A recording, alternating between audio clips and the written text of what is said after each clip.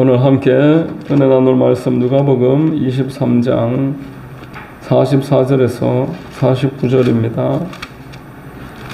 신약성경 누가복음 23장 44절로 49절 말씀 제가 봉독해 드리겠습니다. 때가 제6시쯤 되어 해가 빛을 잃고 온 땅에 어둠이 임하여 제9시까지 계속하며 성소의 휘장이 한가운데가 찢어지더라. 예수께서 큰 소리로 불러 이르시되 아버지 내 영혼을 아버지 손에 부탁하나이다 하고 이 말씀을 하신 후 숨지시니라. 백부장이 그 된 일을 보고 하나님께 영광을 돌려 이르되 이 사람은 정령 의인이었도다 하고 이를 구경하러 모인 무리도 그 된 일을 보고 다 가슴을 치며 돌아가고 예수를 아는 자들과 갈릴리로부터 따라온 여자들도 다 멀리 서서 이 일을 보니라. 아멘.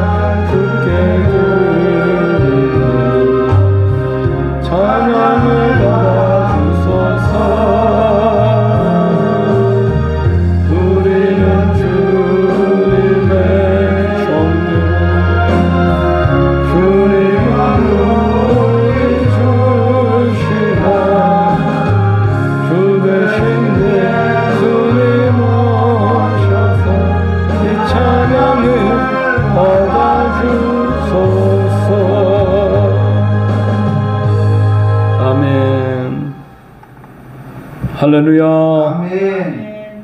소예배 나오신 여러분들 주님 이름으로 환영하고 축복합니다.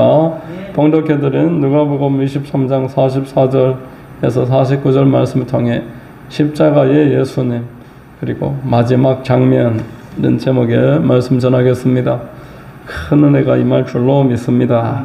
자, 여러분, 예수님이 이 땅에 태어나셨을 때 온 사람들이 다 알 수는 없었지만 하나님은 예수님의 탄생을 축하하고 동방의 박사들 또 양떼를 치던 목자들 또 천군 천사들도 그 탄생을 기뻐했습니다. 하나님이 사람들로 하여금 축하하는 그러한 아름다운 모습을 우리가 잘 알고 있습니다. 모든 영적인 세계가 주목을 했을 것입니다. 오늘 본문도 예수님의 십자가의 마지막 장면인데 온 세상이 주목하는 시간입니다. 모든 영적인 세계와 자연계가 여기에 마음을 쏟고 오직 한 분에게 관심과 주목을 하고 있는 그런 시간입니다. 우리가 지금 오늘 6월 3일 선거를 투표를 하고 다들 오셨지요. 그 마음에 오늘 투표 결과가 어떻게 됐을까 여기에 전부 다 마음에 궁금한 마음이 있으실 겁니다. 저도 투표를 중간에 하고 왔습니다. 투표를 하고 왔기 때문에 내가 던진 표가 어떻게 됐을까 사실 관심이 많이 갑니다. 자, 지금 우리 나라의 전 국민의 관심이 이 투표 결과에 있다고 해도 과언이 아닐 것입니다. 한 나라의 지도자를 세우는 일에, 한 지역의 지도자를 세우는 일에도 이처럼 관심이 집중이 된다면 온 우주의 왕이 이 땅에 오셨는 일에, 그리고 그 왕이 목적을 달성하시는 그 마지막 다 이루었다, 이 말이 선포되는 그 장면에 왜 하나님의 관심이 없으시며 영적인 일과 자연계에 큰 관심이 없겠습니까? 마땅히 큰 관심이 있는 줄로 믿습니다. 오늘 우리 본문에 예수님의 죽으심에 이 자연계가 관심을 가지고 있는 모습 보게 됩니다. 우리가 생각할 때는 자연계가 아무런 영적인 반응을 하지 못할 것이라 생각하는데 자연계에서 큰 역사가 나타났습니다. 본문에 23장 44절에 때가 제6시쯤 되어 해가 빛을 잃고 온 땅에 어둠이 임하여 제9시까지 계속하매 이렇게 말합니다. 자, 제6시는 우리 한국 시간으로 정오입니다. 낮 12시. 이스라엘은 오전 6시부터 하루의 시간을 계수하기 때문에 6시는 정오고 또 9시는 오후 3시입니다. 자, 태양이 가장 밝은 시각이 몇 시입니까? 우리가 보통 12시부터 한 오후 3시 이때쯤이 가장 더울 시간이고 가장 밝은 시간이고 해가 가장 뚜렷하게 서 있는 그 시간대입니다. 자, 여러분, 모든 시간에는 그 시간에 알맞는 그 행동이 있습니다. 아침에 일어나야 되는 것입니다. 자, 낮에는 공부를 하고 일을 해야 되는 것입니다. 저녁이면은 일과를 마치고 그 밤이 되면은 잠을 자는 것이 정상입니다. 그런데 사람이 만약에 밤에 잠을 안 자고 밤늦게 돌아다니면은 사람들이 뭐라고 합니까? 너는 밤낮도 없냐? 밤낮 없냐? 이렇게 이야기를 들을 것입니다. 시간에 맞는 행동이 있다. 자, 사도행전에 보면은 오순절날 성령이 초대교회에 기도하는 자리에 성령이 임하셨습니다.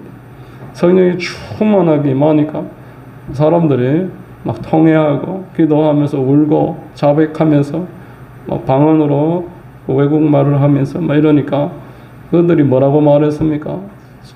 각국에서 모여있던 그 디아스포라 유대인들이 교회를 보면서 완전 술 취했구나 이렇게 말합니다.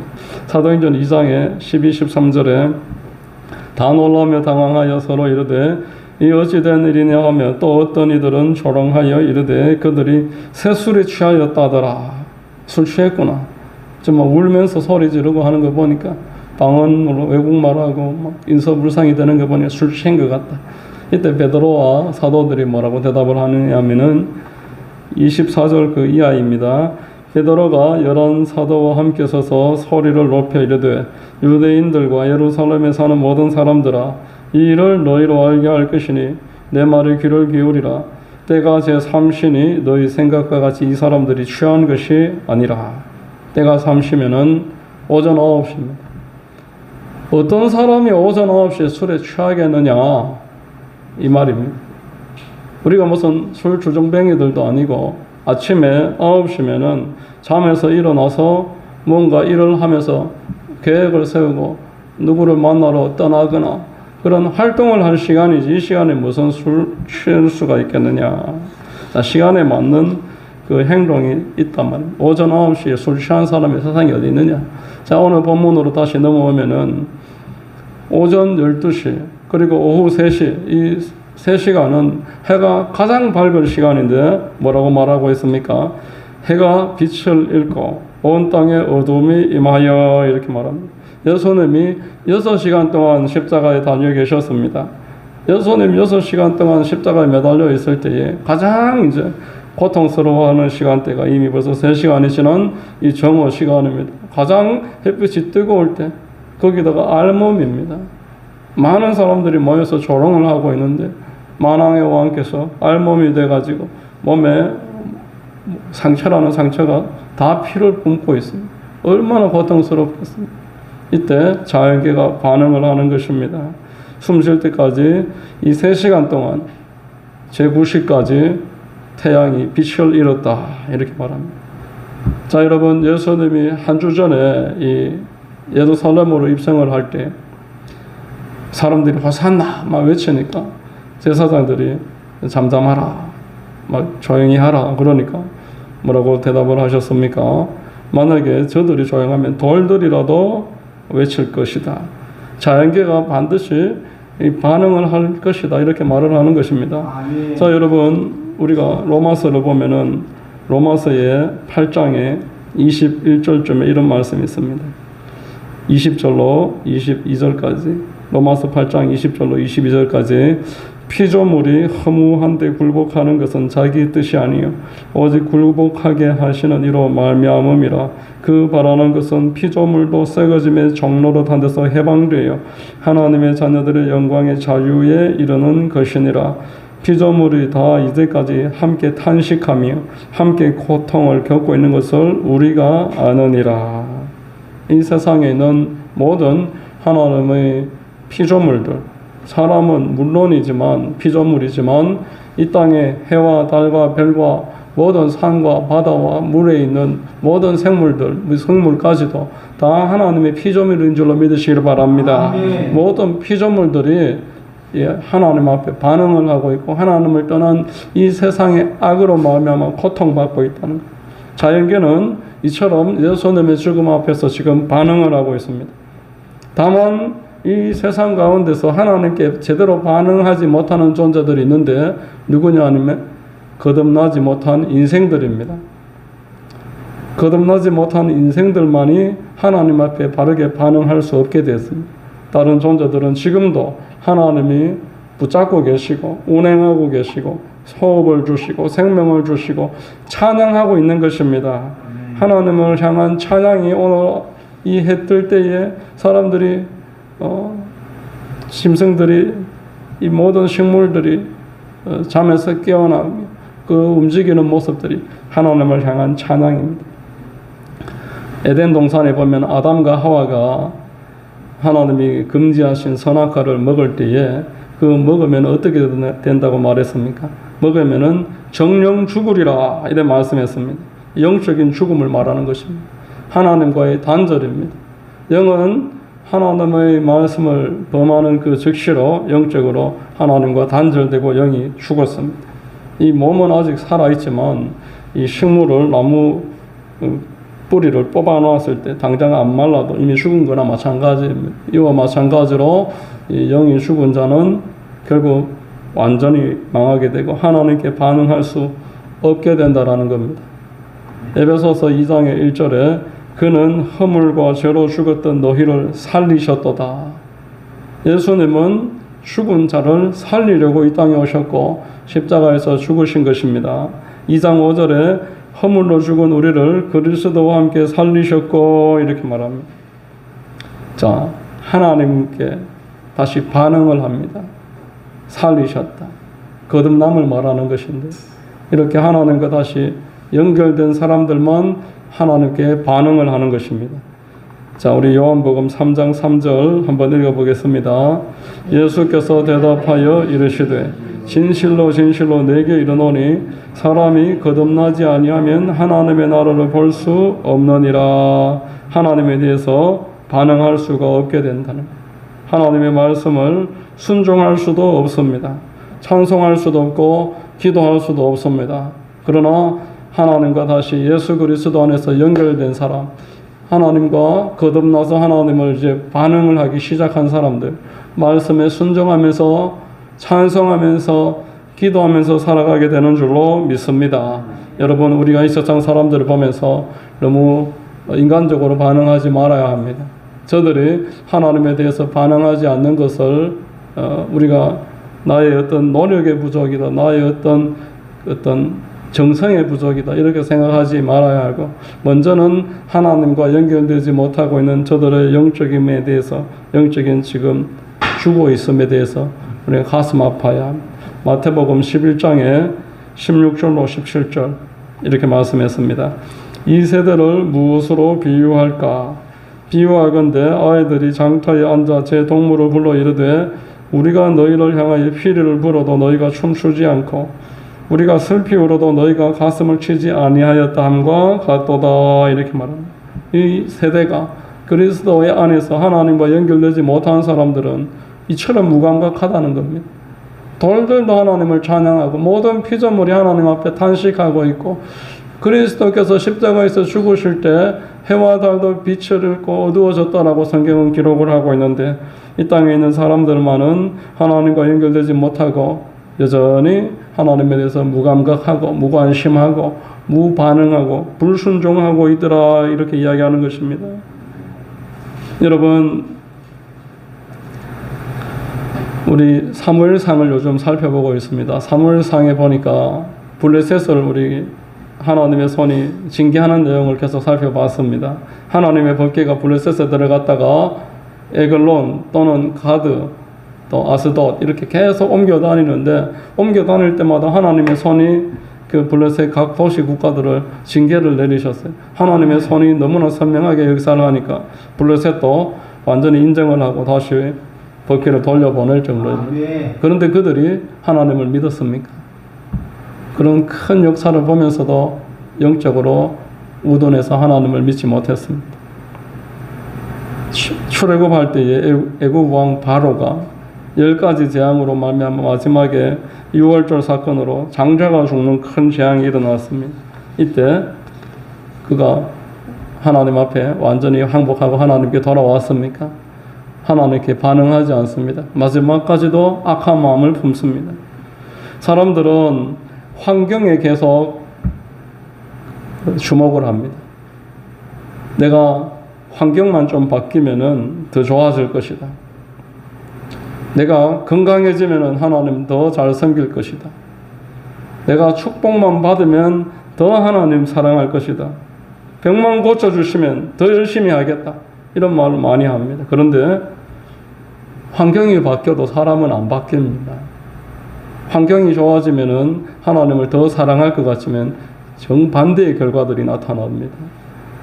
오직 예수 그리스도 안에서 깨어난 사람, 말씀과 기도를 통해서 성령의 감화 감동을 받아서 하나님과 접붙임 받아서 영적으로 거듭난 사람은 환경의 어떠함에도 불구하고 하나님께 반응하는 줄로 믿으시기를 바랍니다. 하나님과의 관계는 여러분 영적인 건강함과 성숙함에 달려있는 것입니다. 부자라서 하나님을 사랑하고 가난해서 하나님을 사랑하지 않는 게 아닙니다. 누가복음에 부자와 거지 비유가 나올 때 부자가 하나님 사랑했습니까? 가난하다고 하나님을 나사로가 떠났습니까? 가난함과 부함과 그의 건강과 어떠한 그 환경에 따라서 믿음이 달라지는 게 아니라는 것입니다. 여러분, 영적으로 죽어 있음, 이것에 대해서 우리가 자각을 하고 나의 이 영적인 아둔함에 대해서 다시 한번 자각을 해가지고 어찌하면 내가 다시 깨어날 수 있을까? 어떤 환경이 바뀌는 것이 문제가 아니고 하나님 말씀과 기도 안에서 다시 나를 바꾸면, 내가 바뀌어지면 하나님도 얼마든지 더 큰 은혜와 하나님의 뜻을 우리를 통해서 이루어 나가실 것입니다. 예수 전도단의 홍성급 목사님이 25년 전에 성령으로 행하는 사람이라는 책을 쓰셨습니다. 아주 좋은 책입니다. 이 책에 보면 성령에 관해서 특별히 성령 세례에 관해서 자세하게 알려주는 책인데 25년 만에 이 책을 새롭게 이제 개정을 해서 이번 5월 달에 나왔습니다.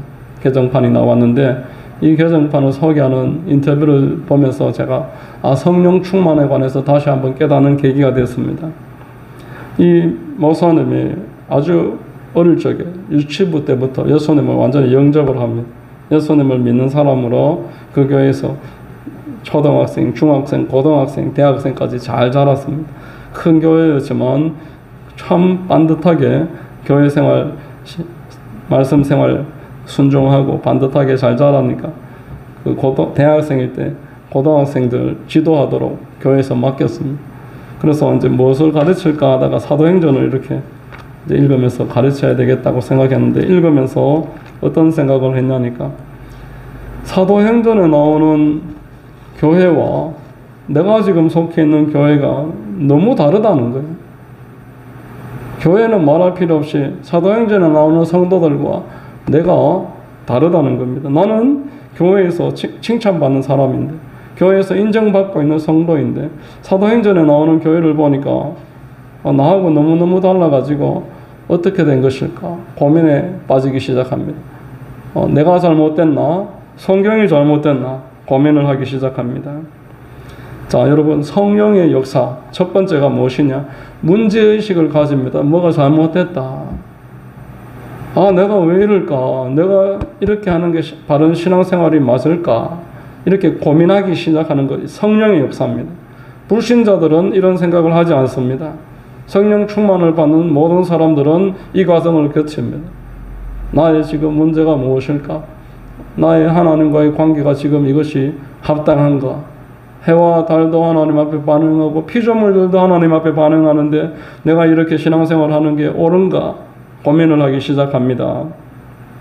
초대교회에 보니까 방언을 말하는데 교회에서 방언하는 사람이 없어요. 방언을 하는 것은 초대교회 때 지나가는 일이고 이제는 방언하면 안 된다고 그 교회는 가르칩니다. 병고침도 인정하지 않습니다. 아프면 병원 가야지. 왜 교회에서 아픈 거 가지고 병을 치료하고 귀신을 쫓고 이런 일을 왜 하냐? 이미 예수님을 믿는 순간 성령께서 임하셨고 그게 성령 세례다. 이렇게 그 교회는 가르치는데 사도행전을 읽어보니까 4번, 5번 성령이 임하실 때마다 물론 수십 번, 수백 번 성령이 임하셨지만 대표적인 사례를 아주 이방인들이나 또 여러 가지 주목할 만한 교회들 사례를 뽑아놨는 그 사도행전에 보니까 성령이 임할 때마다 방언을 하더라는 거예요. 방언을 하고 귀신을 쫓고 기쁨이 넘치는데 우리 교회는 그렇게 기쁜가? 우리가 신앙생활 하면서 그렇게 기쁘냐 말입니다. 고민을 하기 시작하는 거예요. 문제의식. 그러니까 너무 갈급합니다. 성령의 역사의 두 번째는 갈급함으로 말미암아 이에 대해서 하나님 앞에 기도하기 시작합니다. 하나님, 내가 지금 바르게 신앙생활하는 게 아니라면은 바르게 신앙할 수 있도록 나를 도와주시옵소서. 나를 인도해 주시옵소서. 이렇게 기도하기 시작합니다.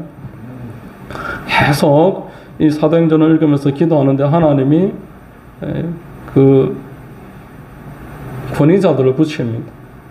그 대천덕 신부님의 할아버지 토레이 박사라는 분이 쓴 성령론이라는 책을 하나님이 읽게 해주셨어요. 그 책을 읽으면서 그리고 예수원의 대천덕 신부님 앞에 가서 이제 교육도 한번 받으면서 성령에 관해서 재정립을 합니다. 그리고 찰스 피니가 쓴 진정한 부흥이라는 그 책을 읽으니까 성령 세례 받으려면은 반드시 회개해야 한다.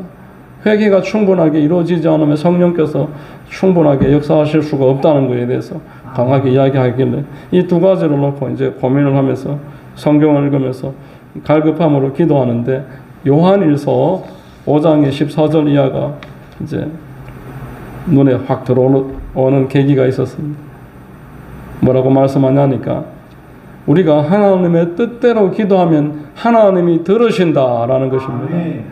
하나님께서 들으신 즉 그 또한 이루어지는 줄 믿어야 된다라고 그렇게 말씀하는 것입니다. 홍성근 목사님 그 말씀이 그날 은혜를 받고 이렇게 이제 스스로에게 질문합니다.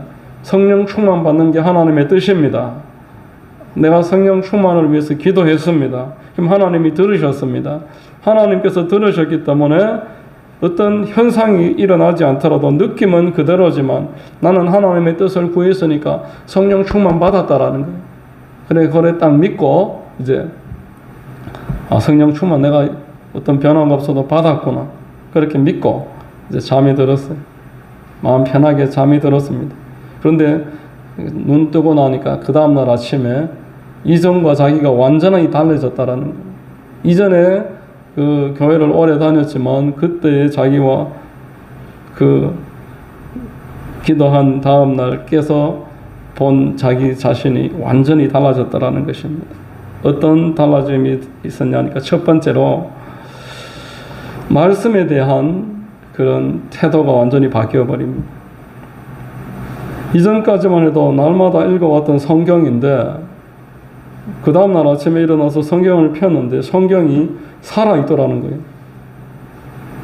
자, 여러분, 우리가 강아지나 고양이를 키우는 분들이 그 동물이 살아있다라는 게 뭔지 아실 겁니다. 똑같이 생긴 인형을 안고 있다면 그 인형이 살아있는지 안 살아있는지 충분히 더 잘 아실 겁니다. 그래서 이전까지 인형이었는데 그 다음날 보니까 이게 살아있더라는 거예요. 그만큼 달라졌다라는 겁니다. 얼마나 큰 차이입니까? 그래가지고 성경이 완전히 뿔송이처럼 읽어지는데, 자, 성령 충만 받으면 첫 번째로 말씀에 대해서 사람이 반응하기 시작한다는 거예요. 세상 사람들과 그리스도인의 가장 큰 차이는 말씀에 대한 태도입니다. 아멘. 여러분, 세상 사람들이 누가 말씀을 읽습니까? 누가 말씀을 묵상하고 외웁니까? 그리스도인만 그렇게 한다라는 것입니다. 하루라도 말씀을 읽지 못하면은 가슴이 답답하고, 사흘 나흘 말씀을 읽지 못하면은 무기력해지고, 반대로 성경을 읽으면은 영적으로 힘이 생기는 것입니다. 아멘. 마음의 기쁨이 넘쳐나는 것입니다. 아멘. 읽을 때는 몸이 건조할지 몰라도 날마다 읽다가 멈추었을 때 그걸 알게 됩니다. 내가 말씀 때문에 기쁘고 내가 말씀 때문에 행복하구나. 말씀이 나에게 우울증도 떠나가게 해주고 나에게 목표를 주고 하나님을 사랑하게 해주는구나. 말씀에 대한 반응이 깨달아지더라라는 것입니다. 자, 두 번째로 기도에 대한 태도가 바뀌었어요. 홍성근 목사님 자고 일어났는데 기도가 하고 싶은 거예요. 기도를 계속 하는데 성경에 보니까 방언에 대해서 기도가 많았지 않습니까? 성령 충만 받게 해달라고 기도하고 성령 충만 받은 줄로 믿고 자고 일어나서 기도를 하는데 방언이 나오는 거예요.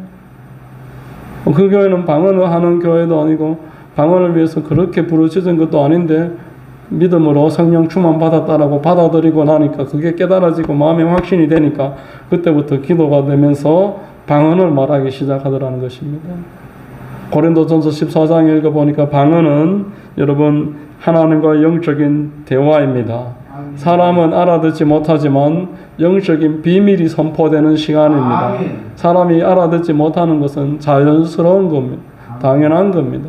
특별한 하나님의 은혜로 그것이 알아줘도 귀한 것이지만 몰라도 아무런 문제가 되지 않고 하나님과의 깊은 비밀의 교제 얼마나 감사합니까? 차츰차츰 방언으로 기도해 보니까 믿음이 견고해지기 시작하는 거예요. 방언으로 기도하니까 마음의 스트레스가 기도할 때마다 사라집니다. 아멘. 우리가 신앙생활을 하면은 영적 공격이 반드시 뒤따릅니다. 날마다 사람들과의 교제 가운데 그 사람이 문제가 아니라 마귀가 역사하기 때문에 교회 공동체 안에 있으면 영적 스트레스가 얼마나 심한지 모릅니다. 특별히 여러분 직분이 생길수록 더 영적인 스트레스는 심해집니다. 사람들과의 관계에서 오는 압박감이 크다는 것입니다. 불안도 생기고 걱정도 생기고.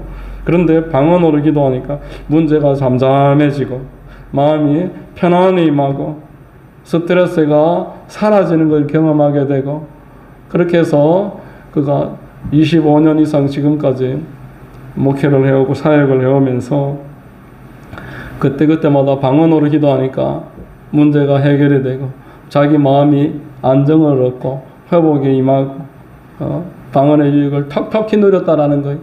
조혜기 목사님도 예전에 이런 이야기를 했습니다. 나의 사역의 열매의 50%는 방언의 기도로 말미암아 얻은 것이다. 방언이 없었더라면은 나는 사역을 감당할 수가 없었을 것이다. 방언 때문에 하나님께 이렇게 쓰임을 받을 수 있었다라는 겁니다. 방언으로 기도하면은 믿음의 덕이 세워집니다. 빌딩을 세울 때 한 층, 두 층, 세 층 계속 올라가는 것처럼 꾸준하게 방언으로 기도하면은 믿음의 세워짐이 임하고 덕이 세워집니다. 자, 여러분, 다른 은사에 별로 이견이 없어요. 시시비가 붙지 않습니다. 예언의 은사 또는 능력 나타남의 은사, 믿음의 은사, 병 고침의 은사, 지식과 지혜의 은사, 이런 여러 가지 은사 가지고 교회 안에서 왈가왈부하지 않습니다. 그런데 방언 가지고 계속 시비가 붙는 거예요. 교회마다 방언을 해야 된다, 하지 말아야 된다, 방언은 이미 지나간 것이다, 진행형이다, 이거 가지고 계속 논쟁을 벌입니다. 또 어떤 교회는 방언을 하더라도 교회에서는 하지 말라 그러고, 또 어떤 교회는 방언만 해야 된다 그러고, 방언 가지고 얼마나 논란이 많은지 모릅니다.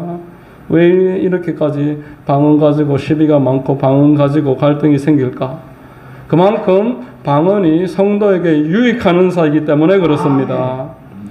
방언은 모든 은사를 열어주는 마중물과 같은 은사입니다. 방언을 통해서 방언을 많이 하면은 다른 은사들도 우리 삶에 이루어지기 시작하고, 우리에게 꼭 필요한 것 하나님이 주시고, 방언은 영적인 방음막과 같아서 나를 보호해주고 내 안에 있는 염려, 불안과 스트레스는 제거해주고, 이 방언으로 말미암아 우리가 능력을 얻게 되는 것입니다. 성령 세례 받으면은 방언을 말하게 되고, 성령 세례 받으면은 기도가 재미있어지고, 기도가 길어지고, 기도를 날마다 많이 하게 되는 줄로 믿습니다. 성령 세례를 받아보니까 세 번째로 전도에 관해서 달라지더라는 것입니다. 전도에 대한 태도가 달라져서 사람을 만나면은 전도가 하고 싶은 거예요. 저 사람을 만나면은 예수를 혹시 믿는 사람일까 궁금한 겁니다. 혹시 하나님이 나에게 전도하라고 부어준 하나님이 택한 백성은 아닐까? 이런 기대감이 생기고 기도하게 되고 전하더라는 것입니다. 자, 교회에 대한 태도가 달라집니다. 성령 세례 받으면은 이 교회가 예전까지만 해도 사람들의 모임이었고, 참 종교적인 그러한 필요에 따라서 모이는 모임이었는데, 성령 세례를 받고 나니까 예수님의 몸이며 예수님의 피값 주고 산 하나님이 사랑하는 신부와 같은 곳이라는 것이 깨달아지더라는 것입니다. 자, 여러분, 성령님은 사람의 인격을 존중하십니다. 그래서 어떤 사람은 외향적이고 어떤 사람은 아주 내향적입니다.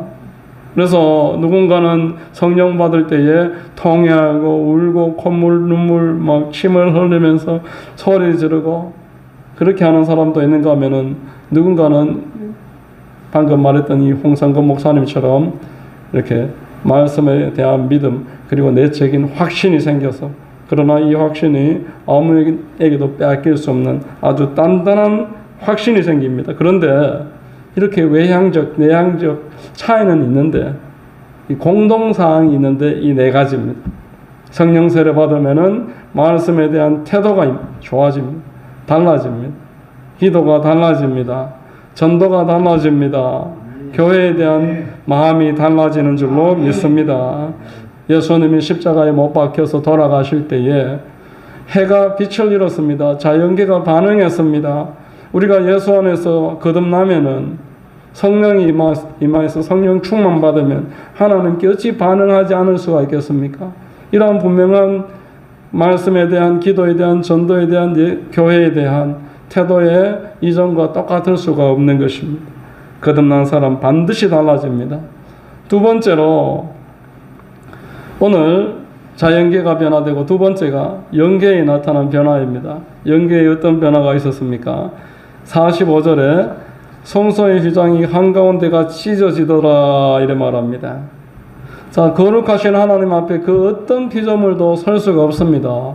어떤 사람도 설 수가 없습니다. 그래서 성소를 만들고 또 휘장을 만들고 지성소를 만들고 피가 없이는 아무도 들어오지 못하고 대제사장들만 성소에 들어가고 대제사장들만 지성소에 들어가도록 하나님이 거룩하심으로 말미암아 사람이 그 앞에 들어가지 못하도록 막아주시는 거예요.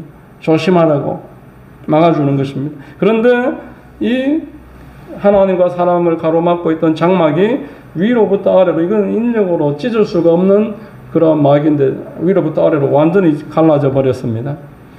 이렇게 찢어졌다라고 말하는 것입니다. 히브리서 10장에 19절로 20절은 이것을 이렇게 해석을 하고 있습니다. 그러므로 형제들아, 우리가 예수의 피를 힘입어 성소에 들어갈 담력을 얻었나니 그 길은 우리를 위하여 휘장 가운데로 열어놓으신 새로운 살 길이요 휘장은 곧 그의 육체니라. 휘장이 십자가에서 예수님이 몸 찢고 죽으시면서 휘장이 찢어졌습니다. 이 휘장이 찢어짐으로 영적인 세계에서 하나님과 사람 사이의 걸림돌이 찢어졌습니다. 하나님과 사람 사이에 새로운 살 길이 열려진 것입니다. 하나님께서 우리에게 담대하게 나아갈 수 있도록 길을 열어주셨어요. 누구나 예수 안에서 이제 하나님 앞에 담대하게 나아가게 된 줄로 믿으시기를 바랍니다. 요한복음의 14장 6절 말씀 한번 읽어보겠습니다. 예수께서 이르시되 내가 곧 길이요 진리요 생명이니 나로 말미암지 않고는 아버지께로 올 자가 없느니라. 예수 그리스도께서 몸 찢어주심으로 휘장이 위에서부터 아래로 완전하게 찢어짐으로 새로운 살 길이 열렸습니다. 사도행전의 4장 12절입니다. 한번 같이 읽어보겠습니다. 다른 이로서는 구원을 받을 수 없나니 천하 사람 중에 구원을 받을 만한 다른 이름을 우리에게 주신 일이 없음이라 하였더라. 이렇게 말합니다. 영적 세계의 권력에 큰 지각 변동이 일어난 것입니다. 이 휘장이 찢어진 것은 영적 세계의 권력의 이양을 설명하는 것입니다. 이전까지만 해도 하나님이 모든 권력을 가지고 계셨더라면은 이제 예수님이 십자가에서 죽으심으로 하늘과 땅의 모든 권세가 예수 그리스도께로 이양된 것입니다. 마태복음의 28장에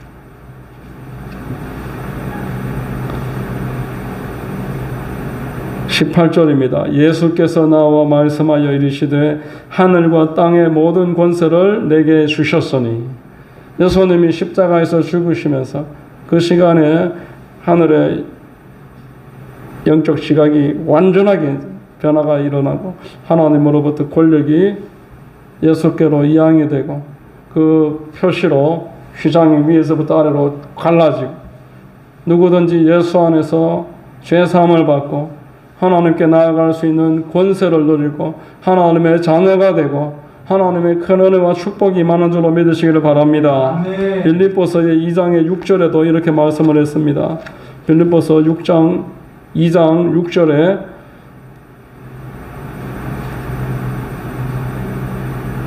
그는 근본 하나님의 본체시나 하나님과 동등됨을 취할 것으로 여기지 아니하시고 오히려 자기를 비워 종의 형체를 가지사 사람들과 같이 되셨고 사람의 모양으로 나타나사 자기를 낮추시고 죽기까지 복종하셨으니 곧 십자가에서 죽으심이라. 이러므로 하나님이 그를 지극히 높여 모든 이름 위에 뛰어난 이름을 주사 하늘에 있는 자들과 땅에 있는 자들과 땅 아래에 있는 자들로 모든 무릎을 예수의 이름에 꿇게 하시고 모든 입으로 예수 그리스도를 주로 시인하여 하나님 아버지께 영광을 돌리게 하셨느니라. 하나님이 모든 권력을 예수 그리스도께로 권세를 이양시켜 주셨으므로 예수님 앞에 무릎을 꿇고 예수의 이름을 높이는 자가 하나님을 높이는 것인 줄로 믿으시기를 바랍니다. 이렇게 영적인 세계가 변화가 일어났다라는 겁니다. 자, 마지막으로 여러분, 우리 예수님이 마지막까지 하나님을 의지하는 모습을 보게 됩니다. 46절 본문입니다. 예수께서 큰 소리로 불러 이르시되 아버지 내 영혼을 아버지 손에 부탁하나이다 하고 이 말씀을 하신 후 숨지시니라. 이렇게 말합니다. 예수님이 이 목숨을 빼앗긴 게 아닙니다. 예수님이 목숨을 내어줄 권세도 가지시고 다시 되찾을 권세도 이미 가지셨다라고 말씀하셨습니다. 요한복음 10장의 17절 18절에 내가 내 목숨을 버리는 것은 그것을 내가 다시 얻기 위함이니 이로 말미암아 아버지께서 나를 사랑하시느니라. 이를 내게서 빼앗는 자가 있는 것이 아니라 내가 스스로 버리노라. 나는 버릴 권세도 있고 다시 얻을 권세도 있으니 이 계명은 내 아버지에게서 받았노라. 이렇게 말합니다. 여러분, 사람의 마지막을 보면은 그 사람이 어떤 삶을 살아왔는지 알 수가 있습니다. 호스피스 사역으로 아주 유명한 책을 쓰고 그 사역을 오랫동안 이끌어왔던 이화여대의 최하숙이라는 교수의 말을 들어보면은 운명할 때 아주 편안하게 이렇게 돌아가시는 분들이 있다는, 편안하게 꼭 소풍하고 마치고 이제 집에 귀가하는 그 학생처럼 참 행복하게 죽는 사람들이 있더라는 거예요. 그때 어떤 사람은 아주 절대로 내가 죽으면 안 된다는 그런 비장한 그 표정과 선언을 해갖고 이렇게 완전히 경직되어 가지고 그렇게 죽는 사람이 있다라는 겁니다. 평소에 하나님 앞에서 어떤 삶을 살았나? 평소에 하나님을 의뢰하던 사람이 마지막에 하나님을 의뢰하는 줄로 믿으시기를 바랍니다. 아멘. 어떤 사람들은 내가 내 마음대로 살다가 죽을 때 되면은 그때 회개하고 예수 믿으면 되지, 그때 예수님 의지하면 되지, 그렇게 말을 하는데, 평소에 하나님을 의지하셨던 예수님이 평소에 의지하신 그대로 마지막에도 하나님 의지하면서 편안한 마지막을 보여주실 수가 있고, 아멘. 사람도 마찬가지입니다. 스데반 집사도 평소에 하나님을 의뢰하였기 때문에 돌로 치는 자들 앞에서 하나님 앞에 의지하고 다 의뢰하면서 영광 돌린 줄로 믿으시기를 바랍니다. 아멘. 자, 여러분, 이 예수님의 마지막 하나님을 의뢰하는 모습에 모든 사람이 하나님을 영광 돌리고 하나님 앞에 되돌아오는 거예요. 47절 본문 말씀에 백부장이 그된 일을 보고 하나님께 영광을 돌려 이르되 이 사람은 정령 의인이었도다, 이렇게 말합니다. 이제까지는 예수님 앞에 분명하게 태도를 가지지 못했던 백부장이 예수님 마지막에 하나님을 온전하게 의뢰하는 모습을 보면서 그 모습을 보고 하나님께 영광을 돌리기 시작합니다. 고린도전서 10장의 31절에 그런즉 너희가 먹든지 마시든지 무엇을 하든지 다 하나님의 영광을 위하여 하라. 내가 마지막 죽음의 순간까지도 하나님의 영광을 드리는 사람이 되기를 원한다면 살아있을 때 하나님을 의지하면서 살아야 하는 것입니다. 아멘. 예배하면서 기도하면서 순종하면서 그렇게 살아가는 자가 마지막에 내가 운명의 때가 언제일지는 알 수 없지만 그 마지막 운명의 시간에 하나님을 의지하면서 가고 그 모습을 본 사람들이 하나님께 영광을 돌리더라는 거예요. 마지막에 내가 잘 믿으면 되지, 그런 태도를 가지고는 하나님께 결코 영광을 돌릴 수가 없습니다. 오늘 나에게 기회가 있을 때 하나님께 영광을 돌려야 할 줄로 믿습니다. 아멘. 이렇게 자연계가 반응하는 모습, 영계가 반응하는 모습, 그리고 예수께서 하나님을 온전하게 의뢰하는 모습을 보면서 뭐라고 말을 합니까? 이 사람은 정령 의인이었도다. 아멘. 정령 의인이었도다. 이 세상에 얼마나 많은 사람들이 육신으로 기결합니까? 성령으로 출발하지만 육신으로 기결합니다. 하나님의 나라를 위해서 사역을 출발하다가 개인의 영달을 추구하는 것으로 마무리 짓는 사람들이 많습니다. 마지막까지 쓰임받지 못하는 사람들이 많다라는 거예요. 근데 예수님은 마지막까지 하나님 앞에 쓰임받습니다. 성경에서 말하는 의인은 하나님과의 바른 관계를 맺은 사람을 말합니다. 성경의 의인은 하나님과의 관계인 줄로 믿으시기를 바랍니다. 하나님과의 바른 관계. 이렇게 하나님과의 바른 관계를 맺은 모습이 성경에 크게 3개 나옵니다. 3번 나옵니다. 하나님이 온 천하를 창조하시고 보시기에 좋았더라. 또 하나님이 모세를 통해 성막을 만드시고 보시기에 좋았더라. 또 마지막에 예수님 십자가에서 운명하시는 모습이 하나님 보시기에 좋았습니다. 이렇게 하나님 앞에 마지막까지 의롭게 되는 것은 인생으로는 불가능한 일입니다. 우리가 하나님 앞에 마지막까지 의로워지고 하나님의 은혜 가운데 의인으로 우리의 삶을 마감할 수 있는 유일한 방법, 그리스도 안에 있는 것입니다. 예수 안에서 저와 여러분들은 의로워질 수 있습니다. 예수님의 이 십자가, 온 천하가 주목해야 되고 영원히 그리스도인들의 마음에 기쁨이 되어야 되고 자랑거리가 되어야 되는 십자가, 그 십자가로 말미암아 나는 하나님의 의인이 되고 하나님과의 관계가 맺어지고 영원토록 주께 영광 돌리면서 살아가게 되는 줄로 믿습니다. 아멘. 여러분 모두에게 이 십자가가 영원한 자랑이 되고 기쁨이 되고 볼 때마다 새 힘을 주는 그러한 큰 은혜가 있으시기를 주의 이름으로 축원드립니다. 아멘. 기도하겠습니다. 하나님 아버지 감사합니다. 오늘 말씀을 통해서 예수님의 마지막 장면, 이 장면이 얼마나 온 천하가 주목해야 되고 믿는 자들에게는 기쁨이요 자랑이요 참으로 구원의 큰 감동임을 알게 해주시니 감사합니다. 좋으신 아버지 하나님, 우리 자리에 있는 모든 하나님의 자녀들 마음껏 은혜를 더해 주셔서 성령 충만하게 하시고 하나님 앞에 반응하면서 살아가게 하시고 하나님께 영광 돌리게 인도해 주시옵소서. 주님만 역사하여 주실 줄로 믿사오며 예수님의 이름 받들어 기도드립니다. 아멘. 자, 우리 242